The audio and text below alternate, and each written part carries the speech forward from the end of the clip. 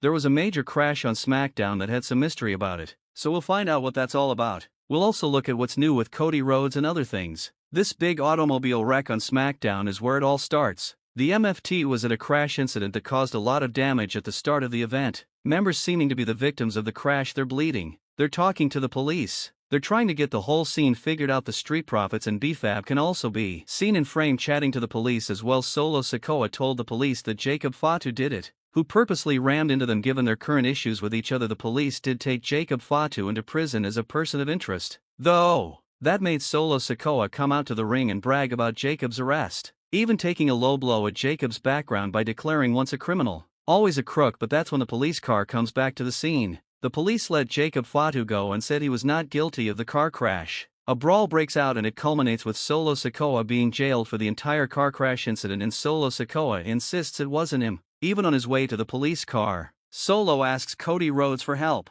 but Cody definitely does not help him. But as Solo is entering the police car, he adds one line that many people are wondering if it may be a preview for the actual culprit. Solo informs the cops that they have the incorrect brother. Some fans are throwing that line out as nothing, but other fans are wondering if Solo quite literally indicates that one of his siblings were behind the vehicle crash, meaning Jimmy Uso or Jey Uso. Can Jey be behind the automobile crash? It's a chance, but with Jey being on Raw, he does seem to be a bit distant from everything happening there. Jimmy Uso does appear more liar than Jey because Jimmy is on SmackDown and directly related to the storyline right now with Solo and MFT, but it doesn't exactly seem like something Jimmy would do either. So even that is doubtful. Jacob was plainly innocent and released from police custody, so it's not him. And although it was entertaining to see Solo get arrested, it doesn't appear like it was him either. Yes, he promptly put the blame on Jacob and framed him in that light, but it doesn't seem like Solo would purposefully get his crew into a car wreck that had them busted open merely as a tactic to frame Jacob. It doesn't seem like Solo would put his family actually in harm's danger like that, so that's what makes the automobile crash feel like it happened from someone who's gone a bit unnoticed. It wasn't Jacob.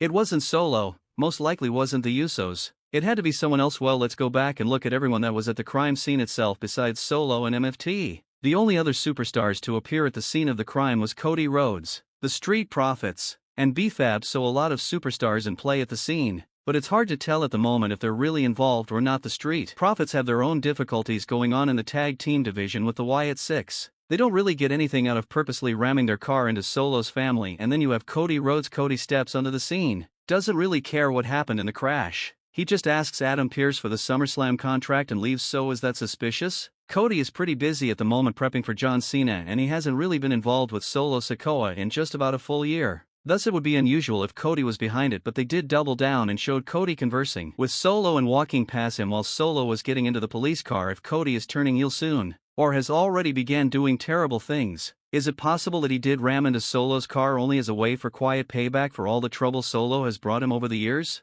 That's cruel and twisted, but maybe it does match Cody's heel persona. That's why he had no reaction to the crash when he arrived on scene. But another pick for who can be behind the crash is the returning Tama Tonga. Ever since Solo got all of these new members added to his family, everyone wondered if Tama Tonga would move sides and join Jacob since Solo's side was becoming a bit too packed. Maybe Tama doesn't like the advances Solo and his siblings have been making. Maybe he thinks like they forgot about him and abandoned him, so he targeted them in the car crash and fled the area immediately, which would lead to his spectacular reappearance and the unexpected discovery that he's no longer standing by Solo's side. He's going against him and was the individual behind the automobile crash. Out of all names we discussed so far, Tama in a complete situation like this does feel like the most likely direction. Tama is someone who's closely connected to both sides of this bloodline battle and has been forgotten about. Tama was close to Solo, but before his injury, Tama was quite close to Jacob as well. That's why Tama's loyalty is a bit of a toss-up right here, because certainly he can side with Alone and his brothers. Or maybe Tama no longer sees Solo's vision and aligns with Jacob Fatu instead. That's why Tama Tonga has secretly become a free agent in this bloodline struggle. Some fans are even contemplating Amaga's son,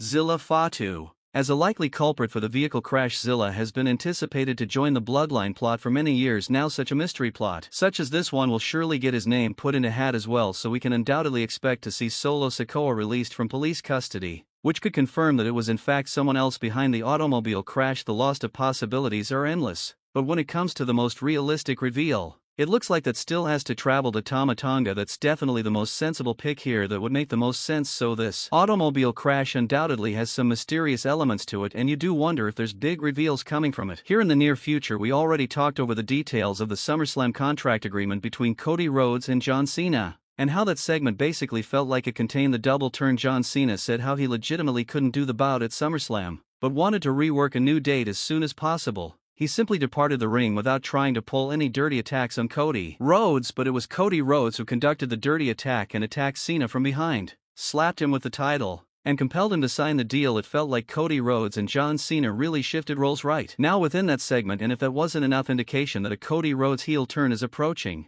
fans have uncovered even more scary Easter eggs and teasers that something major is going at SummerSlam. After all, when Cody Rhodes was seen walking around backstage on the July 18th edition of SmackDown, Cody's choice of eyewear was highly interesting. Cody was rocking the same exact specs that The Rock was wearing from the Raw Netflix premiere, just in a new colorway. Also on Cody's wrist was the WrestleMania 40 Rolex. This is the legendary watch that Cody handed to The Rock as a gift during WrestleMania 40 weekend. However, The Rock returned the watch to Cody during the Raw after WrestleMania in 2024. Then shortly before his SmackDown appearance earlier this year, The Rock posted a photo online featuring the WrestleMania 40 Rolex that Cody gave him. Some fans were baffled on how The Rock still had the watch if he gave it back to Cody. Yet regardless of that plot hole, the watch has a lot of history between Cody and The Rock, so for Cody Rhodes to be wearing The Rock's glasses, rocking that same watch, and acting heelish towards John Cena, that has fans on high alert that Cody has potentially already sold out to The Rock. And the fact will be made publicly known during SummerSlam itself. A lot of fans were giving The Rock and Cody Rhodes flack for all their moments together in 2024 and 2025, pretty essentially boiling down to nothing, but SummerSlam appears like the last opportunity for everything with Cody and The Rock to come full circle and signify anything again. It feels like an appearance from The Rock is required at SummerSlam for the sake of resuming his narrative with Cody Rhodes. They offered us so many portions between The Rock and Cody that has led us down a road to nowhere. So SummerSlam feels like that last shot to redeem the tale there with an appearance by The Rock. But what are your thoughts on today's stories? Leave your comments below. Don't forget to subscribe with all notifications on, and give a like if you enjoyed. Thanks for watching, guys. The Judgment Day plotline and the Women's Tag Team Championship, which Liv Morgan shared with Raquel Rodriguez before the injury, were both severely disrupted by her regrettable injury. Rodriguez has evaluated how Morgan's absence will affect the group and the women's roster. Rodriguez talked about how Morgan's injury on WWE Raw, which will probably keep her out of commission for a few months, might impact WWE programming. Her influence extended beyond Evolution. Her injury and the effect it has had on the women's locker room as a whole, not only on Judgment Day and the women's tag team titles, are even more significant. You know, it's really bad when someone has to miss work due to an illness or injury. We've all been there, I'm sure. It is extremely difficult and transforms you in a positive way. You become a warrior because you're fighting an uncontrollable force, she stated on Shaq Wrestling. Rodriguez said that although she still communicates with Morgan, she misses her because they used to travel and hang out together. Rodriguez asserted that Morgan, a member of Judgment Day, will recover from her injury and promised to keep the tag team titles for Morgan.